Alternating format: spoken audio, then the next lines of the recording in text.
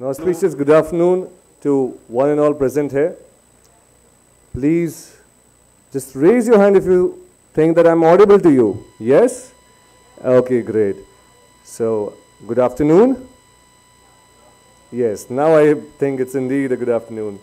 Well, renowned psychoanalyst and literature enthusiast Carl Jung once said, "Thinking is difficult, and that is why most people judge."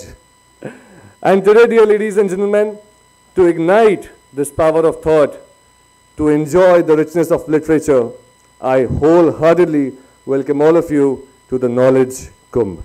जी हाँ, बाहें खोलकर मुस्कुराहट के साथ, तालियों के साथ, बड़े ही आदर के साथ आप सभी का स्वागत करते हैं, हम अभिनंदन करते हैं to the most awaited 5th edition of the Bhopal Literature and Arts Festival. I think that again calls for an applause.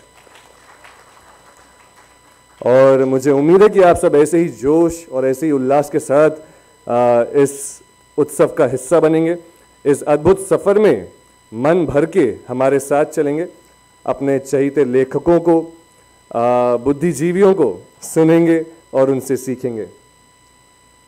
This gathering also reminds me of a quote by Joseph Heller.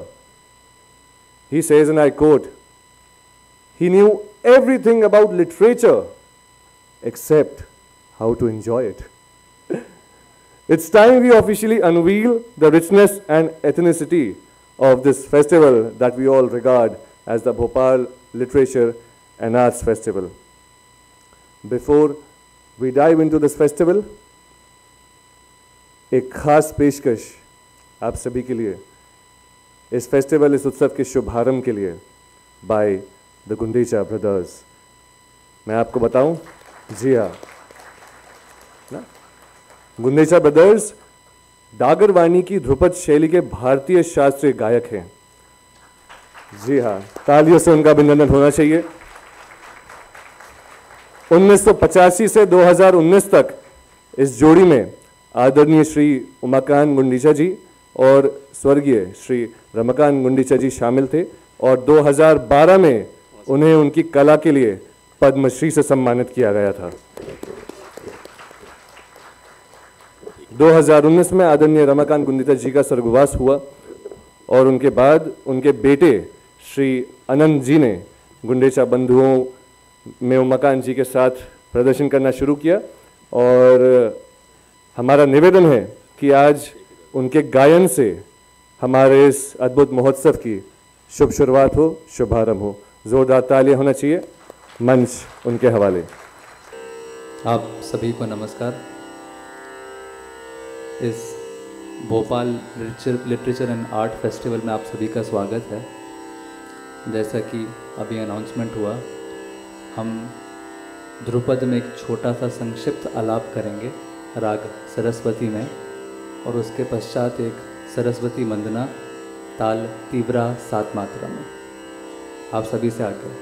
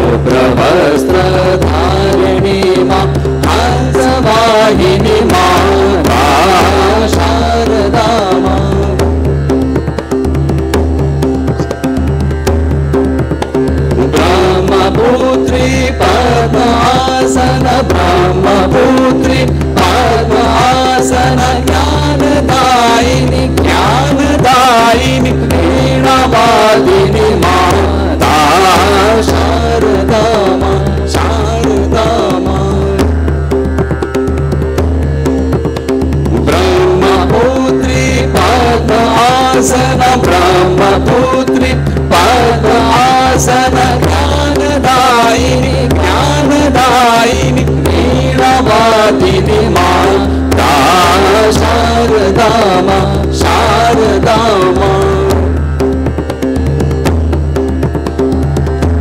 Sharda Sharda Sharda Sharda Sharda Sharda मां शारदा मां शारदा मां शारदा मां शारदा माता शारदा मां शारदा मां Sharda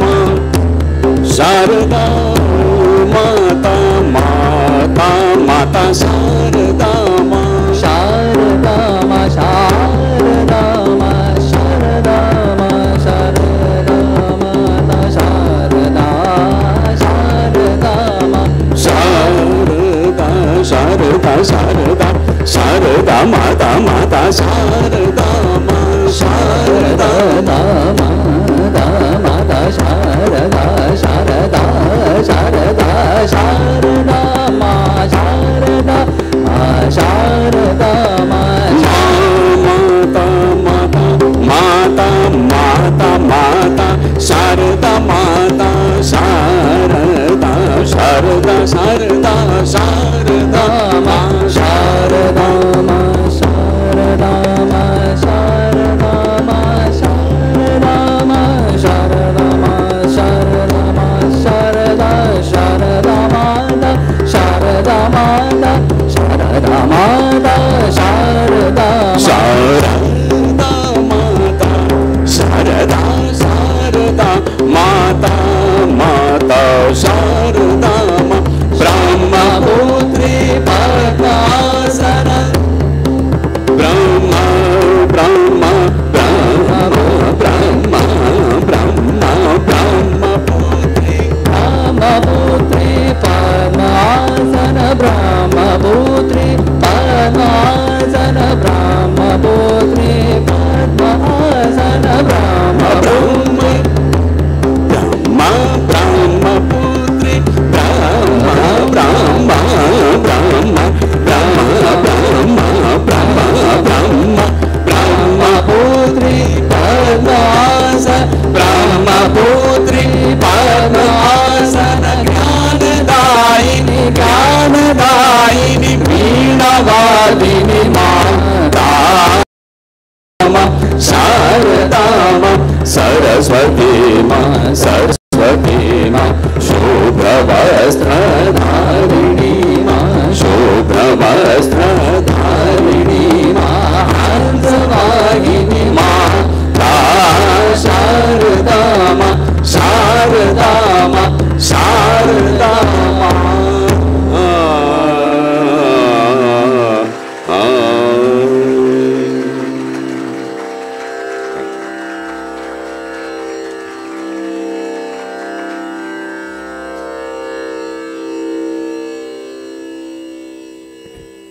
check अद्भुत जोरदार तालियां होनी चाहिए। ऐसा लग रहा था कि हम एक दूसरी दुनिया में विलीन हो चुके हों। मैं निवेदन करना चाहूँगा to the director of BLF Shri Raghav Chandra ji से कि वो आगे आएं और गुंदेशा बंधुओं का सम्मान करें। स्वागत स्वरूप एक गुलदस्ते से उनका स्वागत करें। मैं चाहूँगा अभिलाष खांडेकर जी भी आगे आएं साथ में, और इस खूबसूरत समूह के जो सदस्य हैं उनका प्रेम स्वरूप गुलदस्ते के साथ अभिनंदन करें। वहां पे अखिलेश जी को आप देख सकते हैं और गुंदेशा बंधु के सभी सदस्य। I don't think we could have wished for a better beginning than this. मैं चाहूंगा तालियां होती रहनी चाहिए dear ladies and gentleman. Gundecha Bandhu everyone.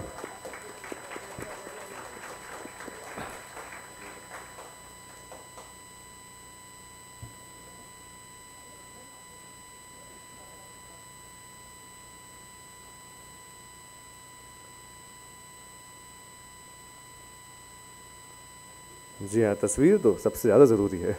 बिल्कुल, बहुत बहुत धन्यवाद। Friends, we are delighted to have esteemed personalities of the nation with us today. I'll humbly request the director of the Bhopal Literature and Arts Festival, Mr. Raghav Chandra ji, to please lead our guests to the dais. I'll be requesting, firstly, Mr. Haroon Habib, an author from Bangladesh. मैं चाहूँगा जोरदार ताली से हम सभी guests का स्वागत करें. I would request him to be on the dais. Of course, Mr. Raghav Chandra ji. Next, Mr. Abhilash Khandekar ji, followed by Mr. D.K. Mehta ji, the Secretary for Society for Culture and Environment. तालियां होती रहनी चाहिए. Noted industrialist Govind Dholakia ji, मैं चाहूँगा वो भी मंच पे आएं. And noted architect Mr. Christopher Benninger. I would like to request you to please be on the dais. Zordar tali honi chahiye. Please give a huge round of applause, everyone, for the esteemed personalities of the nation. I would request all the esteemed personalities to please have the seat on the stage.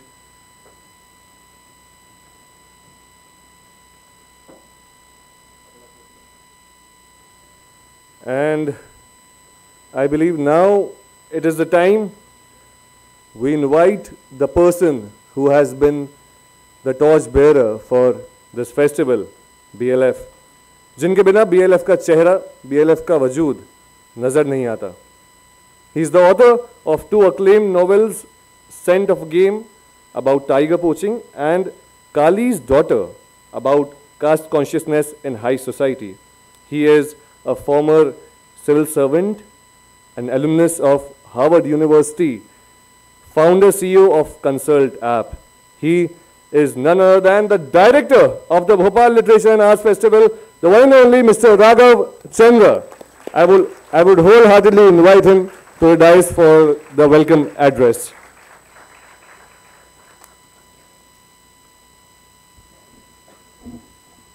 Dignitaries on the dais, Dholakia Saab, who is one of India's topmost industrialists and has made a name for himself not only as the top diamond merchant but also as a top philanthropist.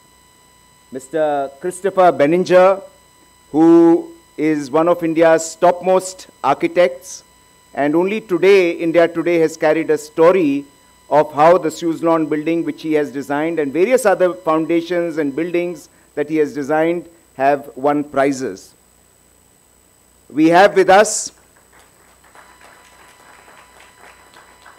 from Bangladesh, as part of the Ministry of External Affairs BIMSTEC initiative for Bay of Bengal Multi-Regional Economic Cooperation grouping, we have Mr. Haroon Habib from Bangladesh. We welcome Mr. Haroon Habib.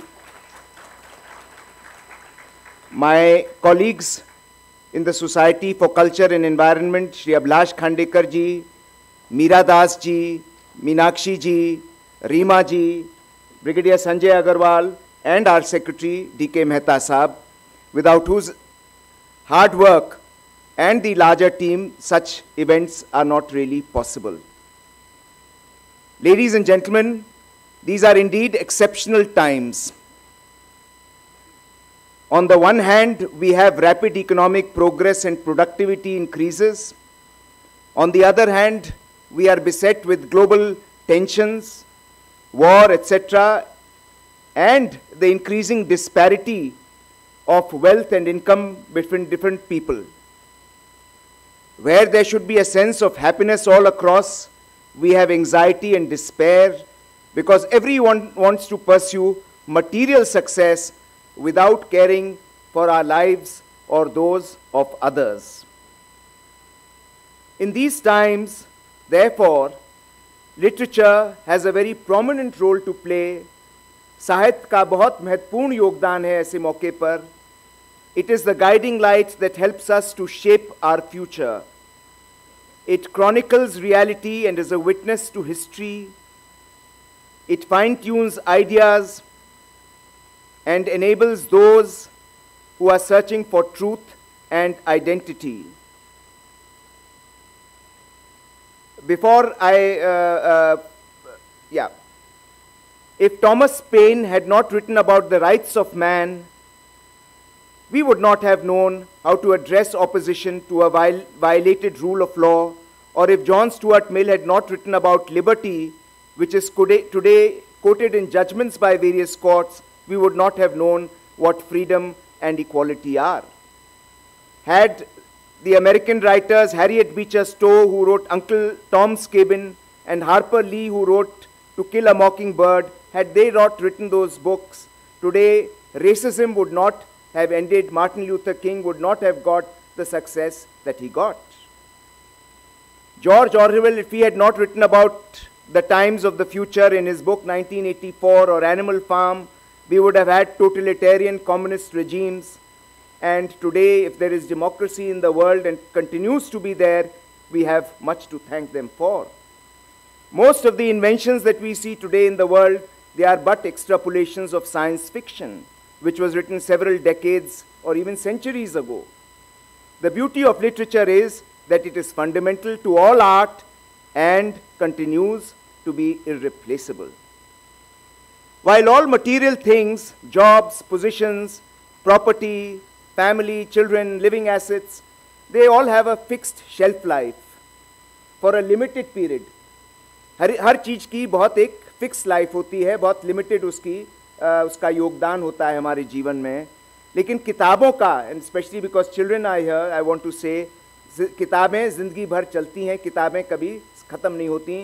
Ramayan, Bhagavat Gita, Mahabharat, क्योंकि किताबों का जो वर्णन है वो थोड़ा बहुत बदल सकता है, लेकिन वो कैरी ओवर करती रहती हैं और हज़ारों सालों, लाखों सालों तक चलती हैं. And that is why books are are most invaluable asset. और जैसे जैसे उनकी उम्र बढ़ती जाती है वो मैच्योर करती जाती हैं. मनुष्य मैच्योर करता है तो विदर डाउन करता है. किताबें जैसे मैच्योर करती हैं वैसे सुगंधित और होती चलती हैं. रामायण, महाभारत, गीता, जैसे जैसे हम आगे बढ़ते जा रहे हैं वो और पुष्पित होती जा रही हैं. उनके अलग अलग मायने हम निकाल रहे हैं. And they are the key to spirituality, to immortality of our consciousness, and to frank discussions and dialogue. And that is why we say that books are effervescent. Now I'm coming to a different aspect. Even in our public life, literature is important because it helps to preserve the rule of law. It helps to preserve democracy. That is why dictators are afraid of free speech and free expression, because literature is evocative, it can be understood. And most importantly, it stays. Film तो 3 घंटे की होती है, भूल जाते हैं आप, ख़त्म हो जाती है. किताब आपके सामने पड़ी रहती है, आपका आर्टिकल लेख पड़ा रहता है वहाँ पर.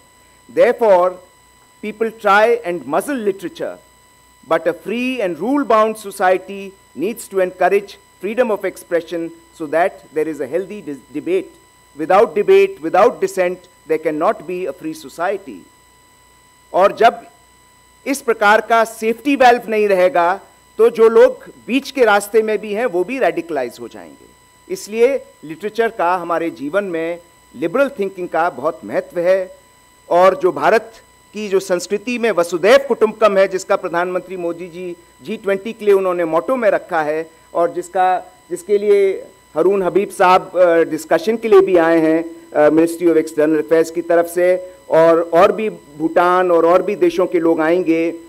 उसका मकसद ही ये कहने का है कि समाज में हमको एक साथ एकजुट रहकर रहने की हमें आदत होनी चाहिए, काबिलियत होनी चाहिए, हमें रास्ता निकालना चाहिए, जिससे कि one planet, one family, one common future हम लोग कर पाएं. And add to this the Sanskrit thinking of सर्वे भवन्तु सुखिनः, सर्वे सन्तु निरामया, कि खूब सभी की हम इज्जत करें, सहिष्णुता हो हमारे जीवन में, और ह्यूमिलिटी हो और पीस हो, क्योंकि पीस आज संसार को उसकी सबसे अधिक आवश्यकता है. भोपाल लिटरेचर फेस्टिवल में we will have 95 thinkers participating overall. We have 50 sessions, and this is an important knowledge kumbh. We call it a knowledge kumbh because it is a place where ideas will emerge, ideas will be discussed, debated, thrashed out. And जिस तरह से एक कुंभ में आप डुबकी लेते हैं, गंगा जी में, उसी प्रकार हम चाहते हैं कि इस ज्ञान संगम में भी आप लोग डुबकी लें, किस प्रकार की, जिससे कि आपको अधिक से अधिक ज्ञान अर्जित हो सके। बहुत सारे फेमस ऑथर्स यहाँ पर आ रहे हैं। मैं मेंशन करना चाहूँगा कि आज ही श्री गौतम देसी राजू साहब हैं, जो एक बहुत नोटेड साइंटिस्ट हैं। गोविंद ढोलकिया साहब का मैं बता चुका हूँ, उनकी किताब है diamonds are forever. Aruna Sharma ji हैं, जो एक सीनियर सिविल सर्वेंट हैं, उनकी किताब है मेकिंग इंडिया $5 ट्रिलियन इकोनॉमी। पीके डैश साहब हैं, उनकी शॉर्ट स्टोरीज उन्होंने बहुत सारी लिखी हैं, उस पर चर्चा होगी। नम्रता चांडी जी हैं, जो एक एस पायलट हैं। शारदा नारायणन जी हैं, जिन्होंने नाट्यशास्त्र पर और संस्कृत पर बहुत कुछ लिखा है। संजीव चोपड़ा साहब हैं, जो पहले civil servant, IAS officer, secretary government of India, director Lal Bahadur Shastri academy of administration रहे हैं। उनका कीनोट एड्रेस है मैप्स और मेकिंग ऑफ इंडियन बाउंड्रीज के बारे में। लक्ष्मी विश्वनाथन जी हैं, जो भारतनाट्यम की प्रख्यात अवॉर्डेड कलाकार हैं। वो देवदासीज के लाइफ पर और विमेन ऑफ प्राइड टाइटल है, उस पर चर्चा करेंगी।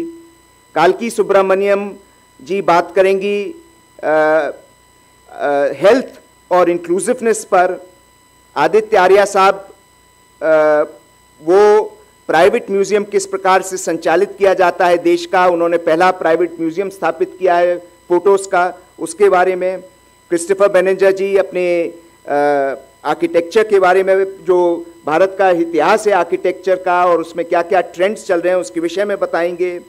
सत्या सरन जी हैं, जो पूर्व एडिटर फेमिना हैं, वो हमको अपने जितने भी उन्होंने कलाकार और उनके बारे में लिखा है, जैसे कि गुरुदत्त जी, जगजीत सिंह, हरिप्रसाद चौरसिया, उनके विषय में बताएंगे और उनकी क्या लर्निंग्स, क्या उन्होंने देखा है फिल्म इंडस्ट्री के बारे में और विशेषतः संगीत के बारे में उस हमको बताएंगी। कल आर गोपाल कृष्णन साहब हैं, वो टाटा सन्स में डायरेक्टर हैं और वो crash and 6 senses for best corporate management, ऐसे उन्होंने कई किताबें कॉर्पोरेट मैनेजमेंट पर लिखी हैं, उसके बारे में बताएंगे। लेफ्टिनेंट जनरल राज शुक्ला हैं, वो रशिया यूक्रेन वॉर, उससे भारत को क्या सीख मिलती है, क्योंकि हमारे पास हमेशा चाइना पाकिस्तान का संक्रमण बना रहता है, उसको किस प्रकार से डील किया जाए। कबीर बेदी जी, जो प्रख्यात कलाकार हैं, वो आएंगे, वो अपने जीवन के बारे में बताएंगे, डिस्कस करेंगे, उन्होंने क्या क्या देखा है अपने जीवन में, उससे क्या हमको सीखने को मिलता है, और भी विभिन्न प्रकार की बातें होंगी। TCA राघवन साहब ने भारत के 3 प्रख्यात हिस्टोरियंस, जिसमें एक मध्य प्रदेश के इतिहासकार हैं, उनके विषय में लिखा है और हिस्ट्री के बारे में उनको एक बहुत अधिक नॉलेज है। वो भारत के पूर्व एम्बेसडर रहे हैं सिंगापुर और पाकिस्तान में, वो बताएंगे। शरद सब्रवाल साहब डिस्कशन में हैं विद यशोवर्धन कुमार सिन्हा, जो आज हमारे चीफ इंफॉर्मेशन कमिश्नर हैं, शरद सब्रवाल साहब, और वो दोनों पाकिस्तान में अपने हमारे पूर्व हाई कमिश्नर रह चुके हैं। वो पाकिस्तान से हमारी क्या क्या समस्याएं हैं, क्या इश्यूज हैं, उसके बारे में चर्चा करेंगे।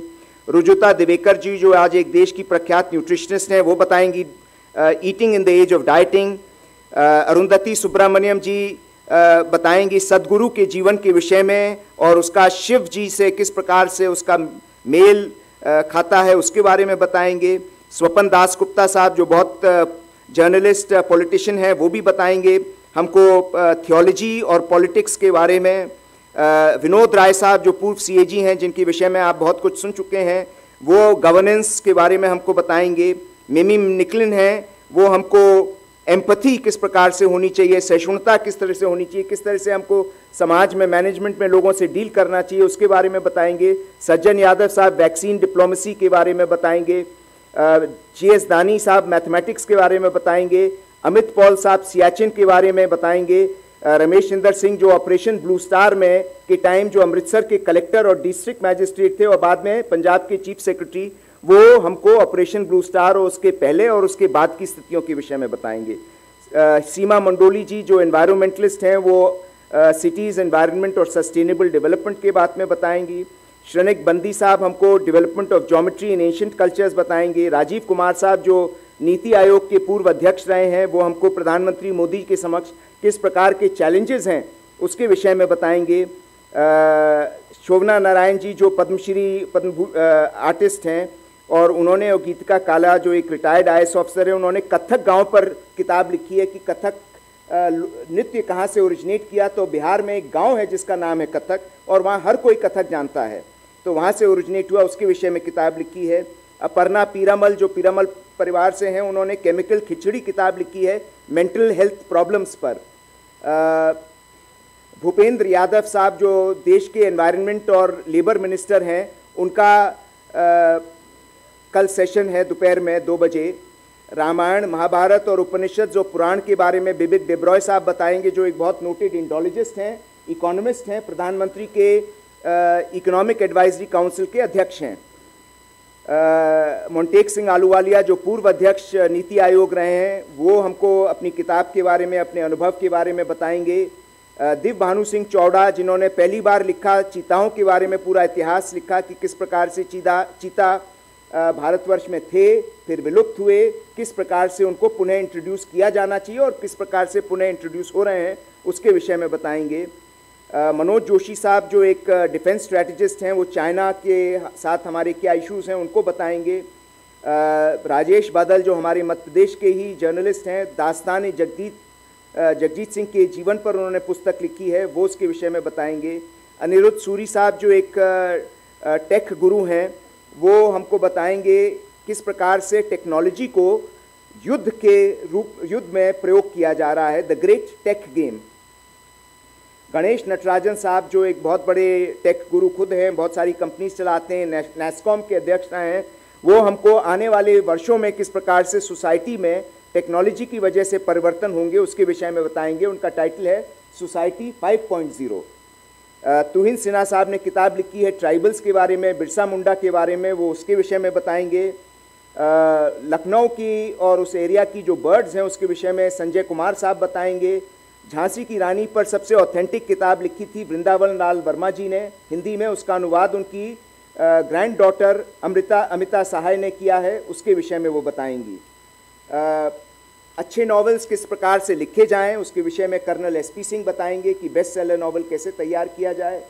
और इस बार हमने एक नया सेशन रखा है बॉक्स ऑफिस फ्रॉम बुक्स, यानी कि ऐसी किताबें जिनको सिनेमा में सक्सेसफुली कन्वर्ट किया गया है। तो उसमें सबसे प्रमुख आपने एक फिल्म का नाम सुना होगा, राजी फिल्म। तो राजी फिल्म को लिखा था हरिंदर सिक्का साहब ने, जिसका नाम था कॉलिंग सहमत। उस पर फिर आलिया भट्ट की फिल्म बनी राजी, वो आएंगे। रेनू कॉल यहाँ पर हैं, विटास्टा पब्लिशिंग की, उनकी किताब को कन्वर्ट किया गया गुमनामी में। और प्रवीण मोच्छले हमारे मध्य प्रदेश के ही एक cinema producer, award winning director हैं, वॉकिंग विद द विंड, वो इसमें भाग लेंगे। और नेहा श्रीवास्तव मंजुल की, उन्होंने किस प्रकार से अपने पब्लिशिंग हाउस से किताबों को इस दिशा में दिशा दिलवाई है, वो बताएंगे। अमिता सहाय जी और किरण चड्डा जी ने वेडिंग्स के विषय पर, द फैट इंडियन वेडिंग से संबंधित बहुत सारी किताबें लिखी हैं, उस पर चर्चा होगी। अनीता भोगले जी जो एक मैनेजमेंट गुरु हैं, और आपने सुना होगा हर्षा भोगले जी से उनकी पत्नी हैं, जो क्रिकेट के बहुत बड़े कमेंटेटर हैं। अनीता भोगले जी ने किताब लिखी है विमेन डिफरेंट बट इक्वल। और गौतम अडानी जी पर एक नई किताब लिखी है, RN भास्कर फ्री प्रेस के एडिटर रहे हैं उन्होंने। तो बिलियनर्स का माइंड, ढोलकिया जी को तो आपने देख लिया, और बाकी बिलियनर्स के माइंड किस प्रकार से चलते हैं, तो वो उसके विषय में आपको झलक मिलेगी। एक हम सुशीला देवी अवार्ड देते हैं हर साल 2 लाख रुपए का, for the best book written by a woman. तो अर्थ स्पिनर किताब को इस वर्ष पुरस्कार मिल रहा है, जो अनुराधा रॉय जी को मिल रहा है, वो इस अवार्ड को प्राप्त करेंगी, तो उनकी किताब पर डिस्कशन होगा। इस प्रकार से आप देख रहे हैं कि चकाचक 2.5 दिन, पौने 3 दिन का ये कुंभ है। और हम ये एक आध चीज़ स्पष्ट करना चाहते हैं कि हम सोसाइटी हैं, हम एक इवेंट मैनेजमेंट कंपनी नहीं है। हमारा इसको करने का कोई कमर्शियल मकसद नहीं है, ना हम कोई फीस चार्ज करते हैं, ना कोई हम तो तनख्वाह लेते हैं। ये एक शुद्ध मेहनत का और एक स्वेट का काम है, love's labour. We do it because हमने देखा कि जयपुर में बहुत बड़ा इवेंट होता था, तो हमने कहा भोपाल में भी एक अंतर्राष्ट्रीय, एक ऑथेंटिक प्योर लिटरेचर और नॉलेज इवेंट होना चाहिए। हमें इसमें कोई बहुत बड़ा तामझाम, लोग हमसे कहते हैं इसको बढ़ा दो और बढ़ा दो, हम कहते हैं हम और इसको बढ़ाना नहीं चाहते, हम इसको सस्टेन करना चाहते हैं। और हमारा मकसद है कि भोपाल को आने वाले दिनों में लिटरेचर सिटी का तगमा मिले।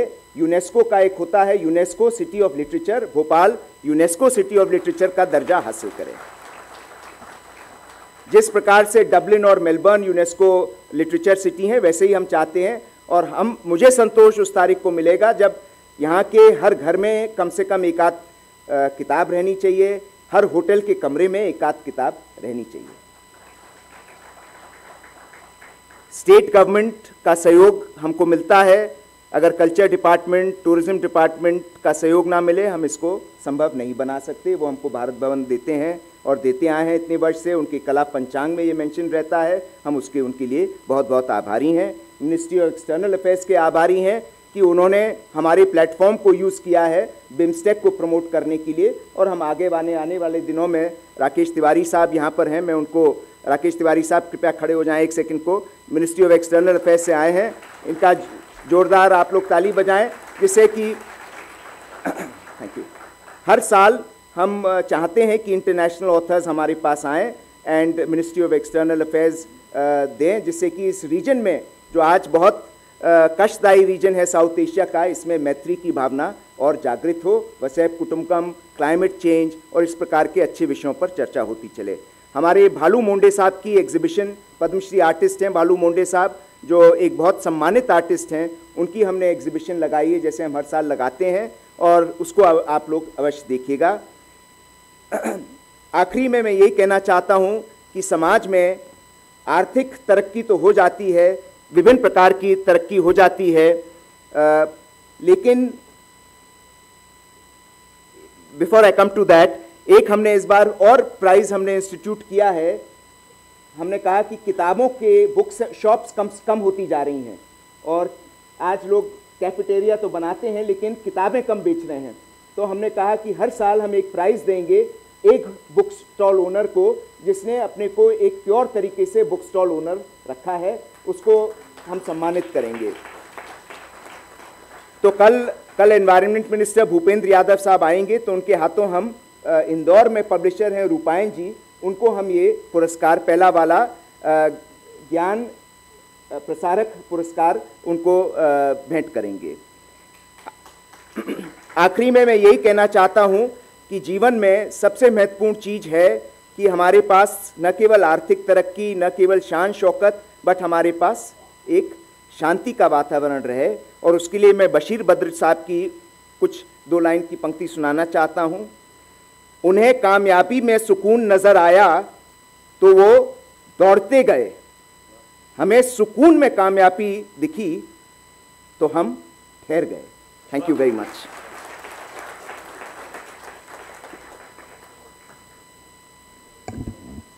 यकीनन ऐसा लग रहा था कि चंद्रा जी को बस सुनते ही जाए। I can only wish if we were as charming and as mature as he is. जोरदार तालियां होनी चाहिए एक बार चंद्रा जी के लिए। Now I would like to request and ask our dignitaries to please come forward and unveil the mascot of the Bhopal Literature and Art Festival 2023. The mascot is a photograph taken by Padma Shri भालू मोंडे जी। जोरदार तालियां होनी चाहिए, मैं उनका भी सवाल करना चाहूंगा। The mascot is a picture of a highly endangered bird called lesser florican, and मैं चाहूंगा, मैं जरूर आपको बताऊं about Padma-Shri Bhalu Monde ji. He happens to be an Indian artist, a photographer, sculptor and painter from Madhya Pradesh.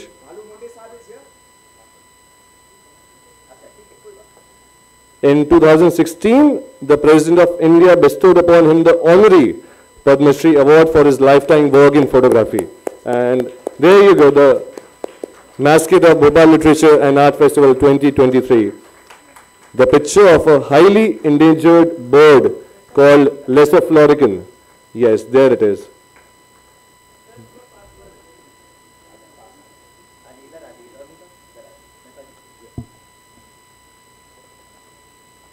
तो तालियां होती रहनी चाहिए। जी हाँ,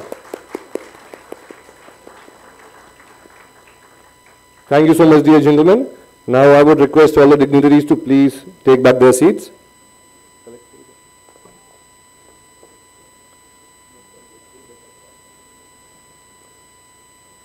Thank you so much to all the dignitaries for being a part of the opening ceremony of the Bhopal Literature and Arts Festival 2023. Yes, ऐसे लोग मुझे बहुत पसंद है जो अपने आप तालियां बजाते हैं, बिल्कुल. Great. Yes, we would like to have भालू जी हमारे बीच में, जोरदार तालियां होनी चाहिए. पद्मश्री भालू मोहंती जी, जैसा मैंने आपको पहले बताया, he happens to be an Indian artist, a photographer, sculptor and a painter from Madhya Pradesh. और 2016 में प्रेसिडेंट द्वारा उन्हें सम्मानित किया गया था पद्मश्री अवार्ड से for his exemplary work in photography. We are honored to have him amidst us. And once again, thank you so much to all the dignitaries for being there on the dais for the opening ceremony of Bhopal Literature and Arts Festival.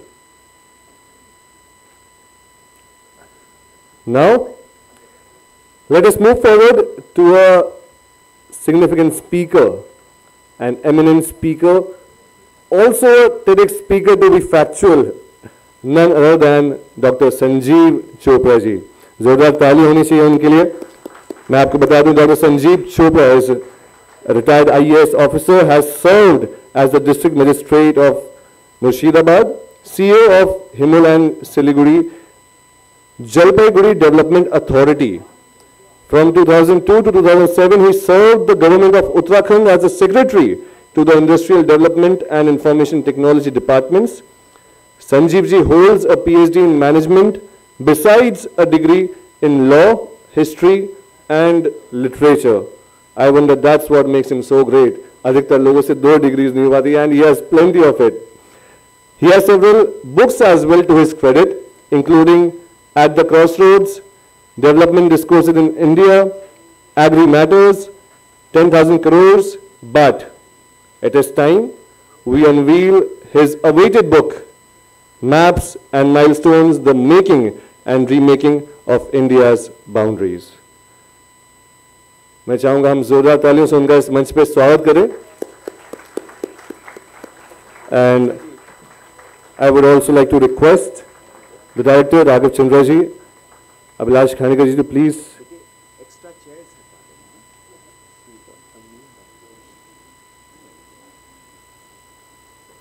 yes. I would request the director to please unveil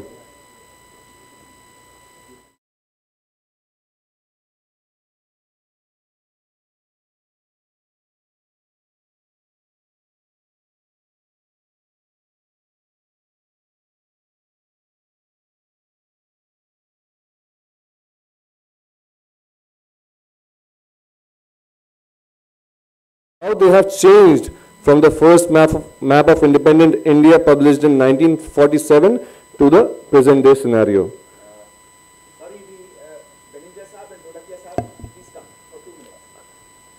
Yes, I would again like to request Dholakia ji and Christopher ji to please be here for unveiling of the book by Dr. Sanjeev Chopra ji.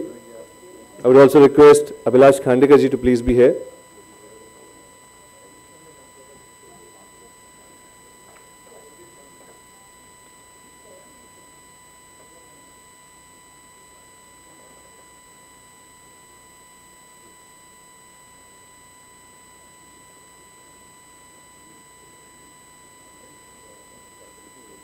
And there you go, ladies and gentlemen.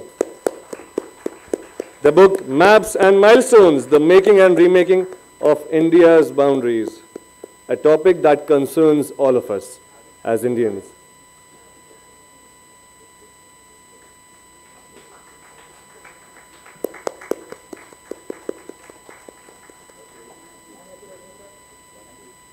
Thank you so much to all the dignitaries. And I believe I'll now hand over the stage and the mic, the dais to Dr. Sanjeev ji for a very significant keynote address.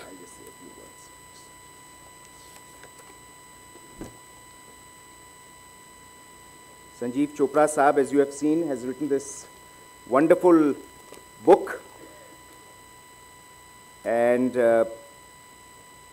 it is more a history of the unification of India from a motley assembly of disparate, incoherent princely states to a functioning democracy, a constitutional republic, and a stable nation. It is a work of painstaking scholarship.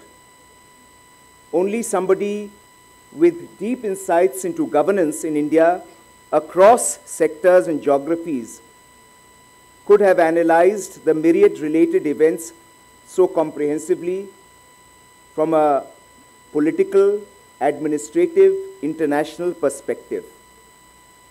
I think this book, to begin with, is a must-read for all public administrators, political analysts, and aspirants. Gentlemen, please give Sanjeev Chopra Saab a big hand.